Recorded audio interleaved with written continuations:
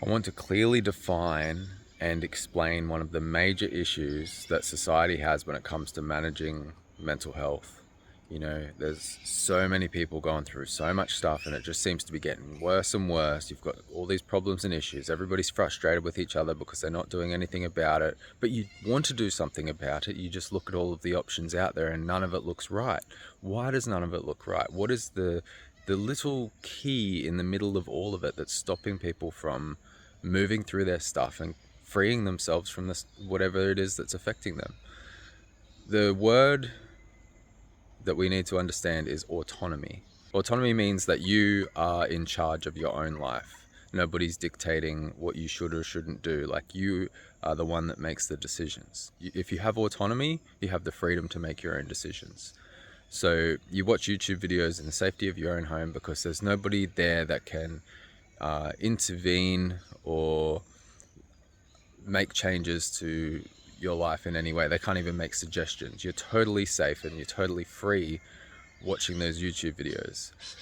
Or there's probably a bunch of like reading books. Like, a lot of people get on the self-help books and they like just read as many of these books as they can. It's all about the self-inquiry and understanding yourself, so that you can just avoid that interaction that might threaten your autonomy. And I think a lot of people overestimate how much intervention a psychiatrist, a psychologist, or whatever, you know, whoever you might see, a doctor, they actually can't intervene as much as you think they can.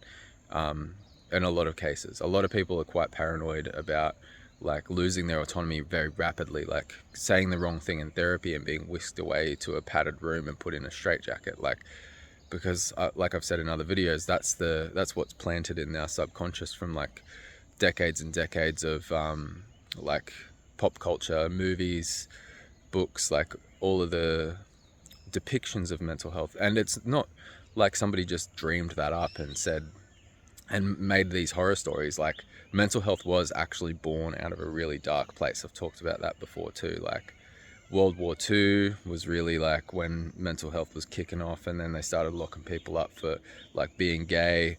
They locked women up for not being horny enough. Like, that's legit. You can look into the research. So there is a reason why we are apprehensive and we feel so scared to venture out and ask for any kind of supports. And then on top of that, of course, the supports that are available, they're undertrained, they're underpaid. So undertrained and underpaid means you're not motivated to do your job properly, even if you were able to. And there's nowhere near enough people in the space to deal with the constantly rising, like, there's just so many more people every day that need help with so many more complex issues, because it's like it's all being bottled up. Like, collectively we're bottling up all of our stuff and we're hiding away because we're scared that somebody's going to come and take away our choices and our freedom to do what we want to do. And I'm not encouraging anybody to give up your autonomy either. I'm just like highlighting this issue so that you can see what it is. This is what's stopping me from making changes, because I don't want to get out of my safe little bubble. But there's so many ways that you can get outside your bubble that aren't that main path, because I think, so you understand what I've told you so far, if you understand what I've told you so far, that autonomy is so important to so many of us. We want our freedom of choice. And then it also feels like when we ask, what can I do about this? What services are available? What supports are available? What experts are available? There's like one main pathway that feels like it's illuminated, and it's like you do this and this and this, you know?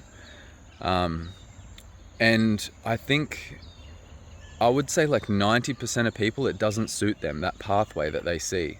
It's like a one-size-fits-all approach.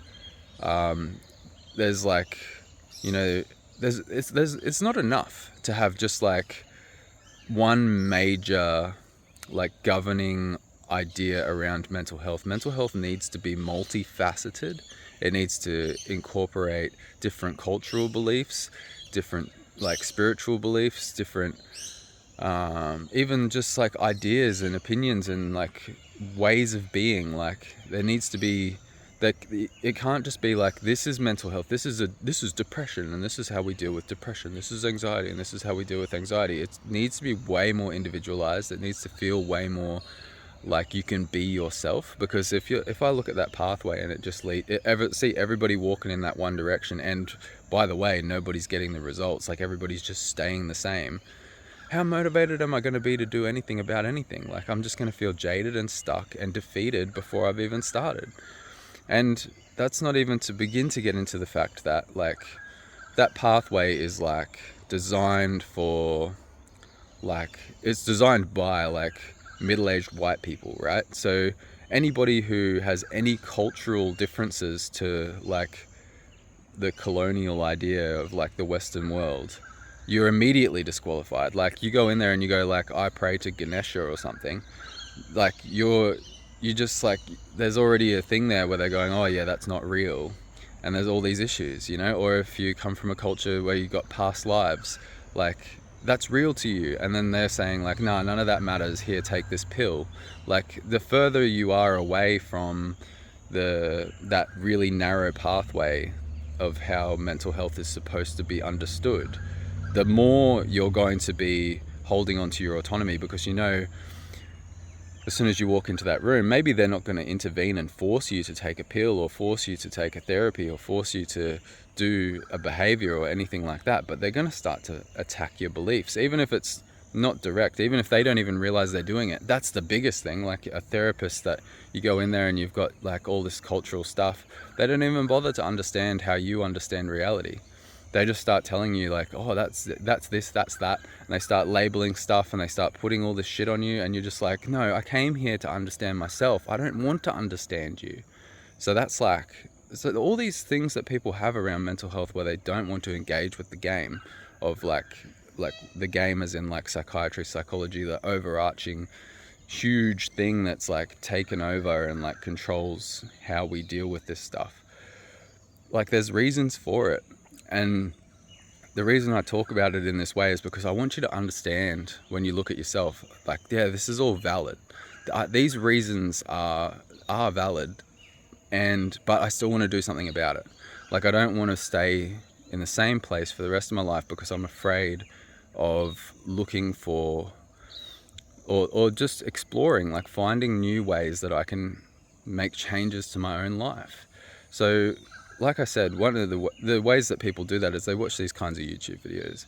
They read self-help books. Maybe you go to like those transformational like weekends where there's like a speaker on stage and you do all these like, they bellow out all of this huge, powerful ideas, and you absorb some of that and then you do some exercises. You meet some cool people who also want to change their lives. Like, you go into those kinds of situations, perhaps. That's still good. Like, watching videos, reading books, going to events, it's all good stuff.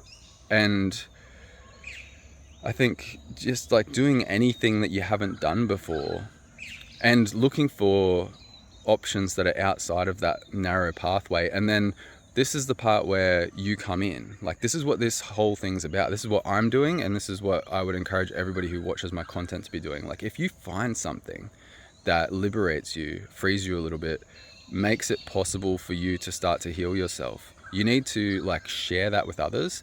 So what we're doing, right, like, you think of the pathway as like this paved, like the pathway along the side of the road, right?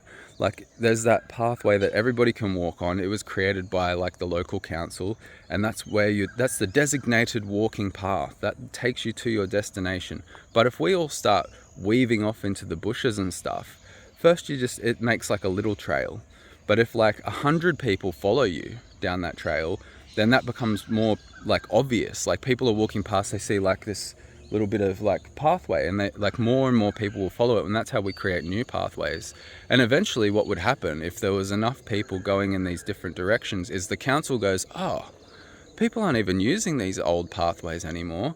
We need to put down some new concrete, like make some new pathways to the places that people actually want to go. That's how it works. But as long as we're all in zombie mode and we're just listening to the prevailing ideas and we're following the instructions that are given to us that don't work, they go, oh, that's everybody's following our pathways, everybody's going to the destinations that we've appointed, so everything's working exactly right, because nobody's really like paying attention. Like, that's the way that this like society really works. It's just like, it's looking at signals, it's looking at like numbers and statistics. Like, it's not looking at individuals and people and like these things that feel really important to us inside us. So it's up to you to explore yourself. It's up to you to know what's important to you, develop some really strong values and principles, and walk your path with confidence. And if you can't be a leader, if you can't be the first person to walk that path, be somebody who connects with others who are finding the paths. You're here right now. I'm constantly talking about different ways to open up new pathways. And yeah, just join into those little communities and grow them. Like, it's just the most underrated thing to form community, even if it's 2 people, even if it's you and your best mate, and you're just doing one new thing every month. Like, that is enough to create momentum that you would not believe, like impact. Like, and then maybe somebody else a mutual friend that you guys have, sees that things are changing, sees that things are different, sees the positive experiences that are available, and they go, oh, I want to do a little bit of that too. Now you're 3 people walking that path, and the more people walk the path, the more you're gonna like create the path. Walking the path creates the path. If you take one thing away from the video, like, that's it. Create the path, because that's how we're gonna make these changes. So if you got anything out of this video, any thoughts that came into your awareness, even if it has nothing to do with what I was saying, it might feel a little bit weird, but leave it in the comments below so that other people we can make a community here. We can build pathways. Subscribe to the channel if you haven't already. Click the like button for me so that YouTube knows people like you like content like this, and it can show the right people where to go to start to make these pathways. And pass the videos on to anybody else you know who may benefit in any way.